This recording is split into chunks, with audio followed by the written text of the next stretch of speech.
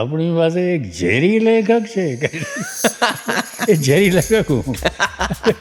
એ સમયના બંગાળને સાહિત્યને જરા વર્ણવો ને શું યાદ આવે છે? સાહિત્ય કરતાં ફિલ્મો, બંગાળની ફિલ્મો, બંગાળના નાટકો, આ બધાએ મારા ઉપર એક પ્રચંડ અસર કરી છે. સત્યજીત રાયની ફિલ્મો 3 વાર જોતો.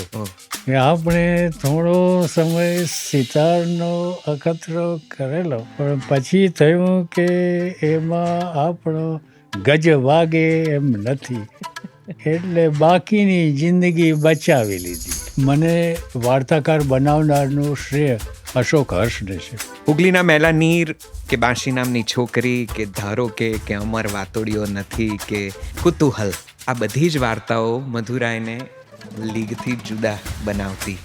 મને હું 2-1 વર્ષ પહેલાં જ ગયેલો, પણ હવે એ કલકત્તા રહ્યું જ નથી. બક્ષી બાબુ જોડે ઊભા રહી જાઓ તો તમને ઓટોમેટિકલી તમે બહુ સારા માણસ છો એવું લાગવા એવું માંડે છે. દેખાય. બક્ષી બાબુએ જ તમારી વાર્તા પહેલી ફાડીએ નાખી હતી. અમદાવાદ આવે પછી ગુજરાતી ભાષા પોતે અત્યંત રુદ્ય બની. પણ આ વાર્તા સંગ્રહમાં વાંચવા લાયક એક પણ વાર્તા નથી. તમે આ વાંચ્યો છો રઘુવીરભાઈનો આ આર્ટિકલ? અલબત્ત વાંચો છે. નવોદિત લેખક તરીકે હાઉ ડીડ યુ ફીલ? મને લાગ્યું કે આ માણસને કંઈ ખબર પડતી નથી. એ પીડા અને વલોપાત હોય તો પણ હું તમને મને કહું, શું કામ કહો? જે હતું તે લખાઈ ગયું, જીવાઈ ગયું, કહેવાઈ ગયું.